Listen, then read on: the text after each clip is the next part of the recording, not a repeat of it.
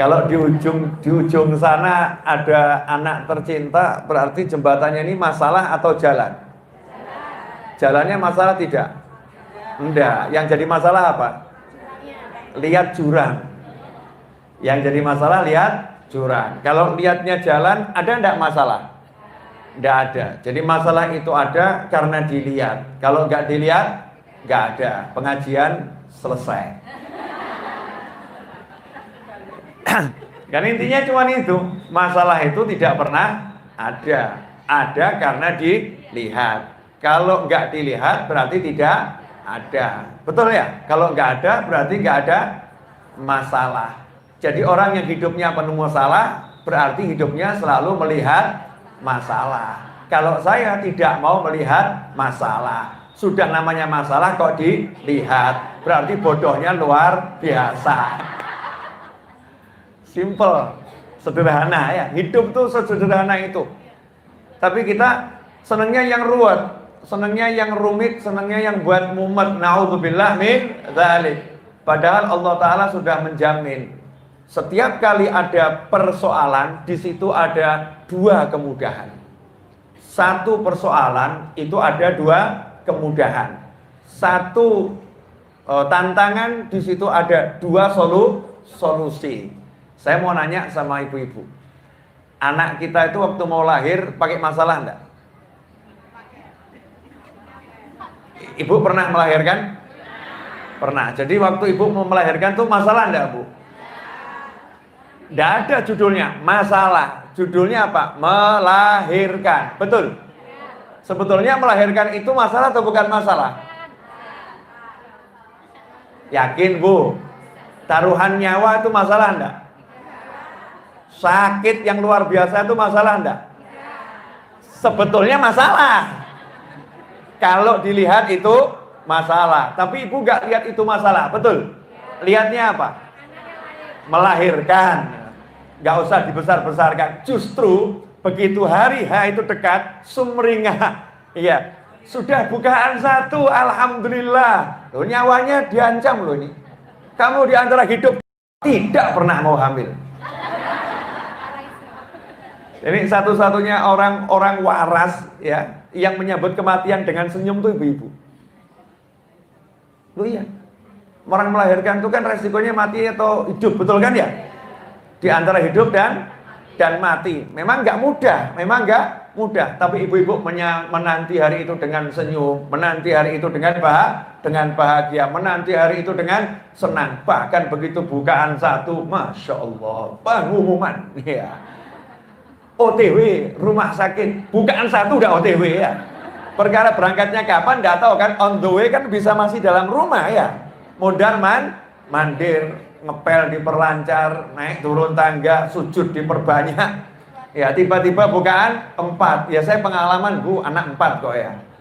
Ya tiba-tiba bukaan 4. Masya Allah. Begitu mau melahirkan, senang. Begitu lahir, senangnya luar biasa. Bahkan dalam keadaan masih lelah, letih seperti itu, gendong bayinya dipotret atau mungkin selfie zaman sekarang ya. Zaman kan zaman selfie ya. Alhamdulillah. Terus sama lihat anaknya yang lucu. Ternyata nggak ada ibu cerita melahirkanmu itu masalah, nak. Nggak ada kan? Padahal sebetulnya itu masalah. Yang dilihat melahirkan adalah jalan menuju kebahagiaan saat aku mendapatkan dirimu, wahai kasihku. Masya Allah. Anaknya, maksudnya anaknya. Betul ibu-ibu? Kenapa dalam kehidupan kita nggak bisa lihat seperti itu? Kenapa kita nggak melihat setiap yang nggak enak itu, yang kelihatan mata, itu sebetulnya jalan yang harus dilewati, yang harus dilalui untuk menuju sesuatu yang luar biasa. Kenapa kita melihatnya aku kena masalah? Kenapa kita nggak melihat aku lagi di jalan menuju kesuksesan? Masalahnya kita kurang prasangka baik pada Allah Ta'ala, kurang prasangka baik pada makhluknya Allah. Hidup banyak prasangka buruk pada kehidupan dan prasangka buruk pada yang memberikan kehidupan, yaitu Allah Subhanahu wa Ta'ala. Makanya mulai pagi hari ini saya ngomong ini untuk diri saya sendiri. Anda tidak mendengarkan tidak jadi masalah dan cukup aku kan ya. Sementara saya bahagia, nggak pernah melihat masalah dan tidak mau melihat masalah itu sebagai masalah.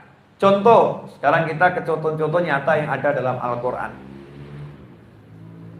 Ini sudah sering saya sampaikan di pengajian, tapi nggak apa-apa, namanya Al-Quran kan memang untuk diulang-ulang terus ya. Kisah para nabi dan rasul alaihi wassalatu wassalam yang ada dalam Al-Quran. Yang satu dulu, Nabi Yusuf alaihi salam. Nabi Yusuf.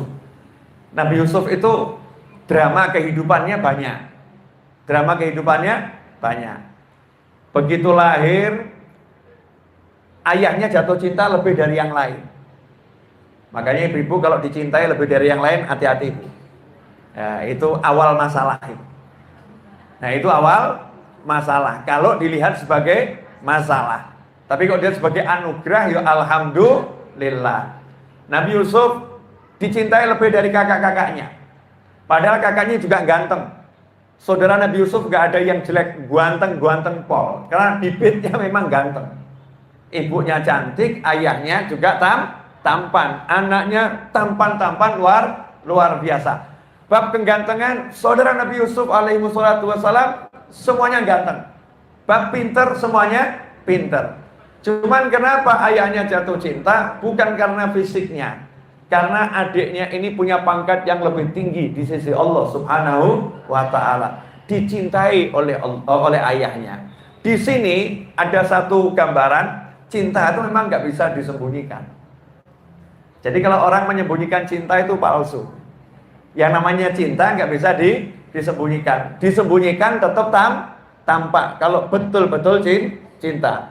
Kelihatan. Subhanallah, kakak-kakaknya cemburu. Kakak-kakaknya cemburu. Kalau kita bicara pribadi kakak-kakak Nabi Yusuf, ini keluarga Nabi dan semua kakaknya adalah Nabi. Makanya jangan pernah berkata buruk ataupun berpikiran buruk. Kakak-kakak Nabi Yusuf alaihissalam adalah orang-orang yang baik. Makanya tidak mau bunuh adiknya. Gak mau dibunuh adiknya. Dah, awalnya dibisiki setan, bunuh saja. Akhirnya kakaknya bilang, jangan, buang saja. Jauhkan dari ayah, buang saja. Coba lihat membuangnya. Buangnya bukan di tengah hutan, enggak. Orang. Biar apa? Biar dirawat. Makanya dibuang ke dalam sumur. Jangan seperti bayangan orang Indonesia. Dibuang ke sumur, dicemplungno ben mati. Salah. Ya, dibuang ke dasar sumur, yang dasar sumurnya di tanah Arab sana, itu airnya tidak dalam. Ditaruh di dalam situ. Kenapa di dalam situ? Biar mudah minum adiknya. Kalau bisa minum, tidak akan mati, dia akan hidup. Kemudian kenapa dipilihkan sumur? Karena setiap musafir pasti cari sumur. Kalau kita pergi lewat tol, setiap orang lewat tol butuh rest area. Untuk apa? Ya, macam-macam kebutuhan. Supir diantaranya butuh bensin, ya, atau solar, butuh bahan bakar. Penumpang butuh mungkin toilet, ya, semuanya butuh makan, semuanya juga butuh sholat. Harus mampir rest area. Jadi kalau mau naruh di rest area, ya insya Allah ketemu orang, kan begitu. Nah, rest areanya dulu sumur itu rest area. Ini tempat yang pasti dilewati dan dikunjungi. Tidak mungkin tidak dibuang di sana. Jadi kalimatnya yang sebetulnya itu dibuang atau ditaruh? Ditaruh. Ya, diletakkan di sana. Pertanyaan saya, ini masalah bukan? Buat Nabi Yusuf kalau kita pandang secara umum, masalah bukan? Masalah. Buat Nabi Yusuf masalah. Buat ayahnya masalah, karena dijauhkan dari anak dijauhkan dari ayah. Dilihat sepintas lalu itu masalah. Setelah ditaruhkan, datang musafirnya jahat.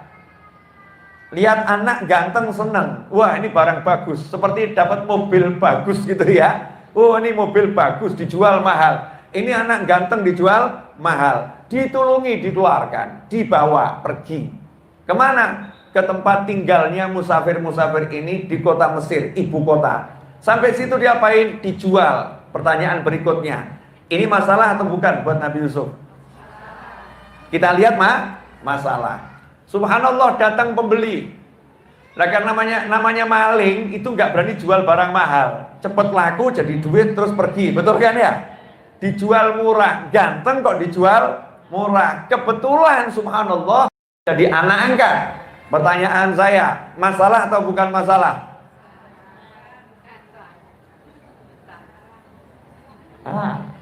Sampai di sini mungkin bisa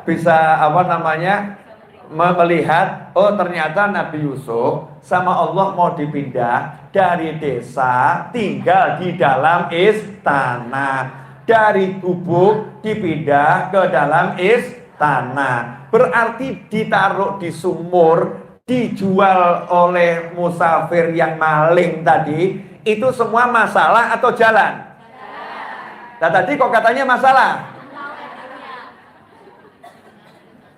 Ya. Setelah itu Nabi Yusuf alaihissalam dicintai istrinya menteri. Cintanya luar biasa. Sampai istrinya menteri ini tidak mau Nabi Yusuf dimiliki orang lain. Akhirnya dijebloskan ke dalam penjara. Pertanyaan saya, masalah enggak itu? Dari istana pindah penjara? Yakin? Masalah kan itu? Kelihatan mata itu masalah. Di penjara Nabi Yusuf dapat murid. Murid alaihissalam. Kemudian muridnya keluar lebih dahulu. Rajanya dapat mimpi. Kemudian tanya sama pakar. Pakar dulu itu jujur. Kalau nggak tahu ya bilang nggak tahu. Ditanya sama raja, apa arti mimpiku ini? Geleng kepala semua, nggak tahu. Muridnya Nabi Yusuf alaihissalam ingat, saya punya guru di penjara. Di penjara, ahli menafsirkan mimpi. Bilang sama raja, ada itu guru saya di penjara, ahli menafsirkan mimpi. Panggil dia. Nabi Yusuf dipanggil. Apa kata Nabi Yusuf alaihissalam? Bersihkan dulu nama baikku. Tanya itu sama perempuan yang menjebloskan aku dalam penjara. Aku salah atau tidak? Singkat cerita, nama baiknya selesai. Nabi Yusuf tidak salah. Bersih. Kemudian ditanya sama raja, apa takwil mimpinya? Dijelaskan. Setelah dijelaskan, diangkat dari napi, dibersihkan nama baiknya, diangkat jadi orang kepercayaan raja. Ya, bisa dikatakan pejabat pelaksana kerajaan. Semua apa kata Nabi Yusuf harus ikut. Rajanya duduk manis. Pertanyaan saya, berarti masuk penjaranya itu masalah atau anugerah? Ini ibu gak jelas ya? Gak. Karena Nabi Yusuf akhirnya diangkat raja jadi menteri siapa?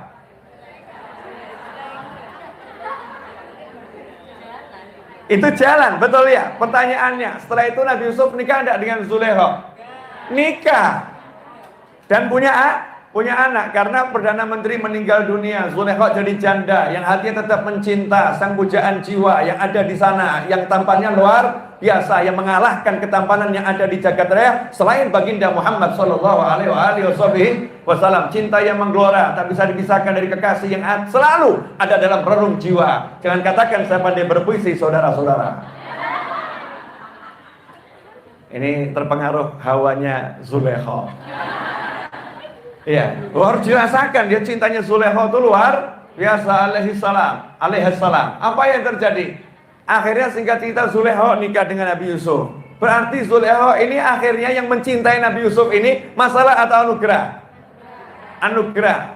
Endingnya ayahnya ketemu, saudaranya kumpul, ibunya semua kumpul. Semuanya saudaranya tunduk pada Nabi Yusuf. Ayahnya semakin cinta. Buat Nabi Yakub, anaknya diambil, kemudian dipertemukan lagi, sudah jadi penguasa terbesar di Mesir. Pertanyaan saya, buat ayah itu sebetulnya anugerah atau masalah? Anugerah. Dengan anak yang tadinya saling cemburu, semuanya jadi rukun. Masalah atau anugerah? Berarti hidupmu sekarang dalam masalah atau anugerah? Alhamdulillah. Alhamdulillah. Pulang dari sini bilang saya ada masalah. Perlu gitu ya. Jadi hidupnya nggak ada masalah. Berarti kalau suami ibu nikah lagi masalah atau anugerah? Ya, sampai di sini ya. Sampai di sini ya masalah, betul kan ya? Baru diuji gitu saja udah berubah, ya udah berubah. Memang kelihatannya itu masalah. Tapi kalau hidup lihatnya masalah terus, disumpah. Tapi kalau lihatnya itu jalan sukses, selesai. Memang nggak enak, memang nggak enak. Tapi ini jalan membuat saya akan sampai ke sesuatu yang luar biasa. Contohnya di Al-Quran cukup jelas. Contoh lagi, saya mau kasih contoh yang saya udah bicara 21 menit. Ya, lanjutkan dulu. Ya, pokoknya 45 menit bicara, terus tanya jawab. Insya Allah. Kalau lebih, ya nggak usah pakai tanya jawab. Pokoknya senengnya saya ngomong, karena saya kalau ngomong sesenang saya, bukan senang yang denger. Yang denger nggak seneng nggak jadi masalah. Yang penting saya kalau ngomong seneng, karena saya nggak ngurus sedihnya orang. Yang penting aku bahagia. Uripku, uripmu. Tapi hidupku tak akan buat kamu sedih, tak akan buat kamu sakit, karena aku nggak diajarkan menyakiti dan menyedihkan hati orang. Kalau udah aku bahagiakan kamu tetap sedih, ya urusono dewe. Ojo ngajak-ngajak aku. Contoh, suami pulang-pulang bawa hadiah mobil, Masya Allah, mau bahagiakan toh. Nah, terus komentar istrinya, makanya kalau beli itu aja, aku nggak suka mobil yang seperti ini. Lah ya nangis dewe. Orang ngurus ya. Prinsip hidup saya seperti ada loh yang model begitu, Bu. Ada. Ibu tuh kalau dibelikan kerudung sama suami kan suka komentar. Ayah tuh kan nggak tahu sukaku. Makanya kalau mau beli itu ngajak-ngajak. Aku tuh nggak penting dibelikan kerudungnya, yang penting diajak jalan-jalannya. Model begini nih ada. Orangnya ya hadir. Entah di mana. Ya, entah di mana. Ini kan live streaming ya. Entah di mana hadir gitu kan ya. Hadir kan nggak harus di sini. Karena itu biasanya kalau di YouTube kan ada komentar-komentar. Gresik hadir, Brebes hadir, Hongkong hadir. Orangnya di sana kok bilang hadir. Jadi hadir itu bisa di mana? Bisa di mana-mana. Ibu-ibu pun yang dimuliakan Allah Ta'ala. Yang kedua, biar kita mengingat lagi kisah-kisah dalam Al-Quran. Kisah Nabi Ismail alaihissalam. Nabi Ismail, istrinya Nabi Ibrahim, istri kedua. Kemudian lahir punya anak Ismail alaihissalam. Dapat perintah dari langit. Disuruh bawa anak dan istrinya ke tempat yang gak ada manusia, suruh tinggal di sana. Pertanyaan saya, masalah atau anugerah? Fakta loh, tempat ya hampir sama ya, masalah sama musibah ya. Masalah, betul ya, kasat mata masalah.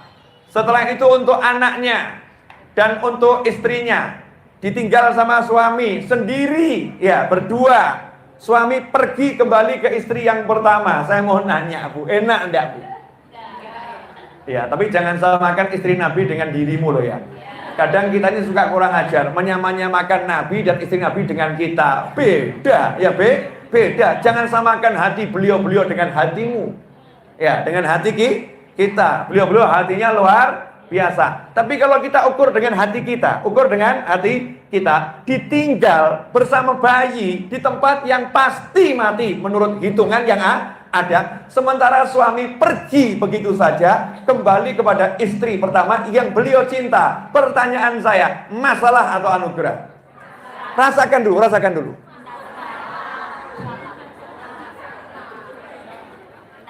Masalah. Oh tuh langsung minta cerai katanya.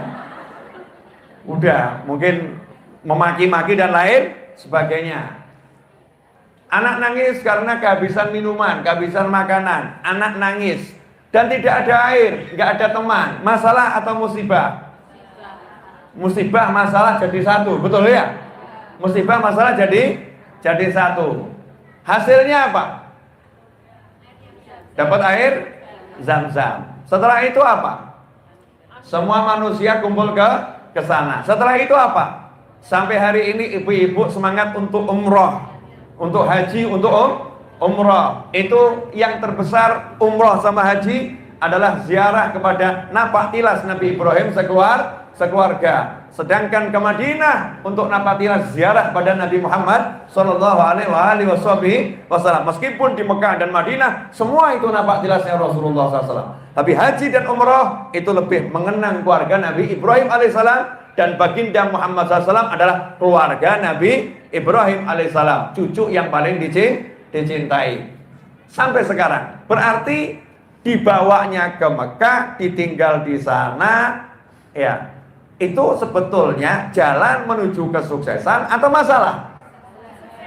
Jalan Kalau muslim itu harus bisa melihat ini jalan, bukan masalah. Karena Allah bilang, fa inna ma'al usri yusron, inna ma'al usri yusron. Sesungguhnya bersama satu kesulitan itu ada dua kemudahan. Dan Allahnya juga bilang, wa may yattaqillaha yaj'al lahu makhraja. Siapa yang bertakwa sama Allah, Allah beri dia jalan keluar. Nah, kalau selalu diberi jalan keluar, berarti masalah ada enggak? Enggak ada. Selalu ada solusi, selalu ada jalan keluar. Kalau begitu selama ini cara kita mandang hidup benar atau salah? Salah. Padahal ibu-ibu mandang sekolahnya anak-anak benar. Contoh, mau naik kelas 2, dikasih masalah enggak? Dikasih. Ujian tuh namanya masalah. Ibu nyemangati anak gimana? Semangat nak, belajar nak, kamu pasti bisa, nilaimu pasti bagus. Betul begitu? Ibu dampingi untuk menyelesaikan. Benar atau benar nih? Benar. Begitu selesai yang namanya ujian, anak apa? Naik kelas. Selesai ujian anak naik kelas. Selesai ujian anak naik kelas. Sampai nanti akhirnya wisuda. Ibu katakan apa? Yes, alhamdulillah. Sekarang anakku seorang sarjana. Kalau di pesantren anakku sekarang udah bisa jadi ustadz. Lulus dia dari pesantrennya. Berarti semua jenjang ujian ini masalah atau jalan? Jalan. Kenapa dalam hidup nggak bisa lihat seperti itu? Why? Kenapa, Bu? Kebanyakan nonton yang nggak perlu ditonton, kebanyakan mendengar yang nggak perlu didengar, dan kurang mendengar yang harus didengar, dan kurang melihat yang harus dilihat. Yang harus dilihat, yang harus didengar adalah Al-Quran kalamullah, sabda Nabi Muhammad SAW, dan penjelasan para ulama, sehingga hidup kita itu nyantai. Kenapa? Jalan itu mudahnya luar biasa. Saya itu heran sama muslim, kita ini sebagai muslim, kok hidup itu bingung tuh, saya heran. Kenapa? Mau ke Jogja, orang dari Jakarta landing di Solo mau ke Jogja, nggak paham modal GPS sampai Jogja. Betul atau betul? Modal GPS sampai Jogja. Masa jalan ke akhirat, jalan hidup di dunia, modalnya Al-Quran dan Sunnah, kok masih bingung? Ini kan namanya orang-orang. Kok semua jadi mandang saya senyum-senyum nggak enak nih, kenapa ya? Baru selama ini sadar ya. Berarti curhat itu penting enggak? Nah, kalau ibu-ibu enggak curhat lagi, kerjaannya apa? Wah, Bu, kalau ibu-ibu enggak curhat lagi, kelihatannya yang namanya tuh kumpul-kumpul temen kurang seru ya. Nanti curhatnya lain. Gimana? Kamu semalam tahajudnya berapa rakaat? Saya maunya 200 rakaat. Maunya. Tapi 2 rakaat lah. Ya. Masya Allah. Curhatnya lain, ya, curhatnya lain. Saya ini loh mau paham hadis ini kok susah ya, kok nggak paham ini ya. Kamu tahu nggak nih, Masya Allah. Nanti kalau ngobrolkan suami udah lain. Biasanya ngobrolkan suami masing-masing itu menggunjing suaminya. Karena saya pernah duduk di suatu rumah makan, di depan saya ibu-ibu lagi kumpul, gitu ya. Kebetulan kuping saya ini kuping ustadz, tajamnya luar biasa. Udah ditutup-tutup masih dengar suamiku. Kemudian saya batin sano jadi bojo ya. Suaminya lagi kerja cari nafkah, istrinya ngerumpi makan pakai duit suami, kemudian gunjing suami. Masya Allah. Makanya banyak suami masuk surga karena dosanya dimakan istri, banyak istri masuk neraka karena makan dosanya suami. Jadi suami bejonya luar biasa. Ibu, maaf ya Bu, soalnya saya kalau ngomong nggak mikir, ini keluar begitu saja. Mudah-mudahan pelajaran buat yang berbicara dan yang mendengarkan. Amin. Boleh dilanjut? Sampai di mana tadi? Suami. Kisah kedua Nabi Yusuf, Ismail ya, Ismail suami, udah suami lewat. Nabi Ismail alaihissalam, ujung-ujungnya ibunya bahagia, ayahnya bahagia, anaknya bahagia, semuanya bahagia. Kita lihat Nabi Musa alaihissalam. Nabi Musa itu belum lahir, udah ditetapkan buronan wajib dibunuh. Belum lahir, belum ada, sudah ditetapkan buronan, bayi laki-laki lahir, bunuh. Itu masalah bukan? Masalah. Bahkan yang merintah ini Raja Fir'aun, raja yang sangat berkuasa. Raja ini buat pasukan elit khusus mendata wanita hamil. Jadi bumil itu didata sama Fir'aun. RT, RW, nomor rumah, bahkan kalau zaman sekarang sudah di lock GPS. Jadi tinggal di-share ketemu, gitu kan ya. Mungkin kalau zaman sekarang udah ditempeli badannya pakai GPS tracker gitu, taruh udah nggak ngerti di mana gitu ya, ditanam nih. Kemanapun kamu bergerak, diikuti pasukan elit saya. Allah Ta'ala mau menyelesaikan masalah ini caranya bagaimana? Ini masalah. Allah nggak bilang kepada ibu Nabi Musa, tolong kamu melahirkan di tengah hutan, pergi ke atas gunung, ya. Cari tempat sembunyi, Fir'aun ini bahaya, bayi ini nabi, dia akan jadi rasulku, dia akan menyuruh ke jalan Allah Ta'ala, dia harus diamankan, harus diselamatkan. Allah nggak bilang seperti itu. Kenapa? Yang begitu biasa, nggak luar biasa. Allah pengen menunjukkan kemahakuasaannya. Allah ingin menunjukkan sama raja yang sombong, rajanya aku, bukan kamu. Penguasanya aku, bukan kamu. Maka Allah Ta'ala buat bayi itu lahir, pasukan elit dibuatlah lalai. Tapi sama Allah bayinya dihantarkan ke istana. Lahir sama Allah suruh naruh peti, terus dihanyutkan ke sungai. Sungainya itu bukan sungai biasa loh, sungai Nil yang arusnya deras. Logikanya mati. Tapi dihanyutkan, diselamatkan sama Allah Ta'ala. Masuk istana. Lah hanyut tuh pilihannya kan banyak ya, pilihannya banyak. Lah kok ya bisa ini yang namanya peti itu seperti ada GPS trackernya, punya arah sendiri, belok kanan, belok kiri, masuk istana dan milih.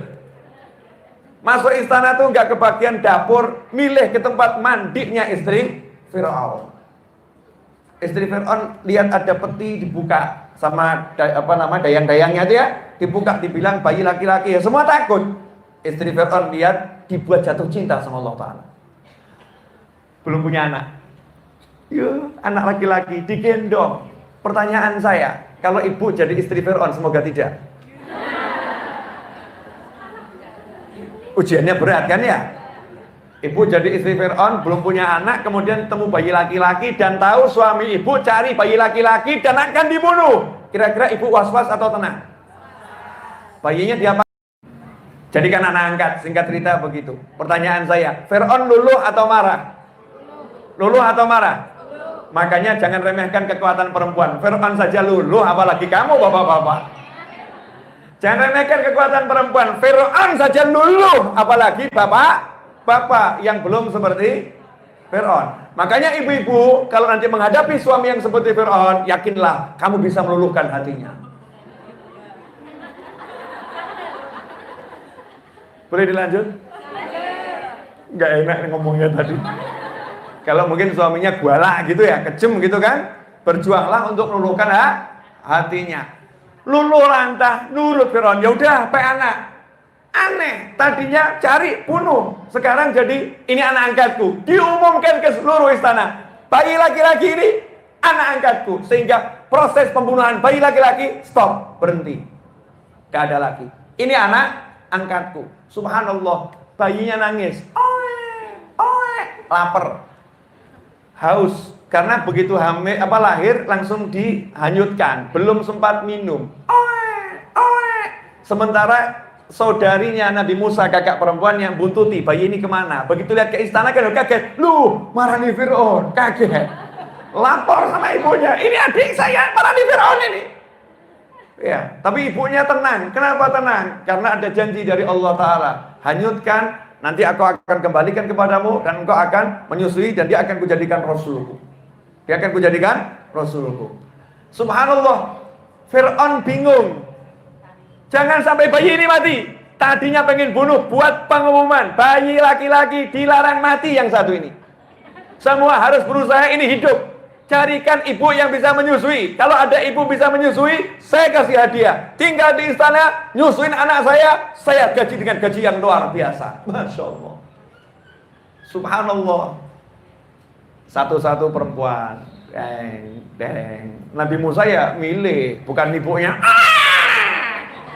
Ngamuk, udah mau. Rencananya Allah luar biasa.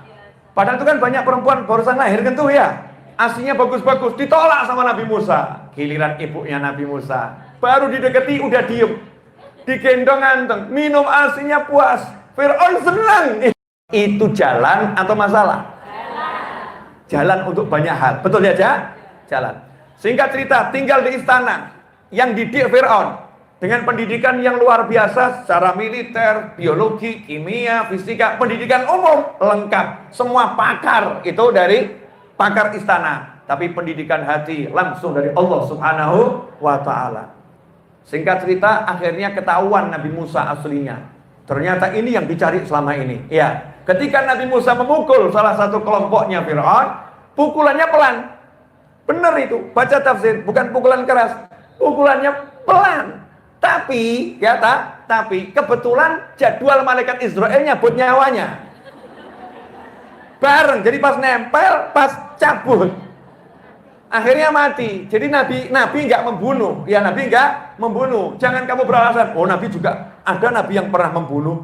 Nabi Musa nggak pernah membunuh orang, tidak pernah membunuh. Sehingga kalau diotopsi secara forensik terbukti laki-laki ini bukan mati karena pukulan, tapi karena sebab yang lain, memang ajalnya, memang waktunya. Tapi tersiar berita Nabi Musa bunuh, akhirnya jadi buronan lagi. Pertanyaan saya, diburu Fir'aun, diumumkan satu negara, bahkan ke luar negeri, masalah atau bukan masalah? Masalah, iya. Tapi gara-gara diburu Fir'aun, Nabi Musa pergi jauh, ketemu perempuan yang solehah 2 orang, kemudian dipanggil orang tuanya, dipek mantu, diangkat jadi menantu, buronan dikawinkan. Masya Allah, gak punya modal, suruh tinggal di sini saja 8 atau 10 tahun, dah itu modal kamu untuk nikahin putri saya. Ternyata itu tujuannya adalah untuk diangkat jadi murid, karena mertuanya adalah Nabi Syuaib alaihi salam, mertuanya adalah Nabi. Pertanyaan saya, jadi buronan, dapat istri, dapat guru Nabi, masalah atau anugerah? Asyik. Setelah itu lanjutkan, Nabi Musa alaihissalam lulus dari mertuanya, berangkat bersama istrinya, di tengah jalan kelaparan, laparnya luar biasa, bilang sama istrinya, tunggu di sini, aku akan cari makan. Lihat ada api di atas gunung, berarti ada musafir yang lagi bakar api unggun, berarti ada makanan. Biar aku ke sana minta sesuatu dari Rasul. Berarti laparnya, capeknya, lelahnya itu masalah atau jalan? Jalan lagi. Lanjutkan, balik ke Fir'aun, diajar sama Fir'aun, dibantai sama Fir'aun, dikejar sama Fir'aun, ngajak kaumnya lari sampai ke tengah laut. Betul? Hasilnya apa? Dikasih Allah mukjizat, laut terbelah, Nabi Musa selamat, Fir'aun tenggelam. Berarti ketika ada lautan di hadapan, ada Fir'aun di belakang, itu masalah atau jalan? Jalan.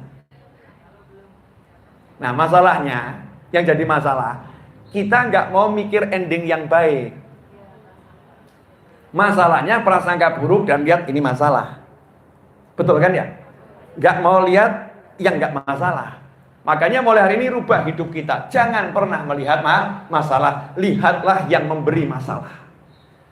Yang memberi masalah adalah Allah Subhanahu wa ta'ala. Allah yang ngasih PR.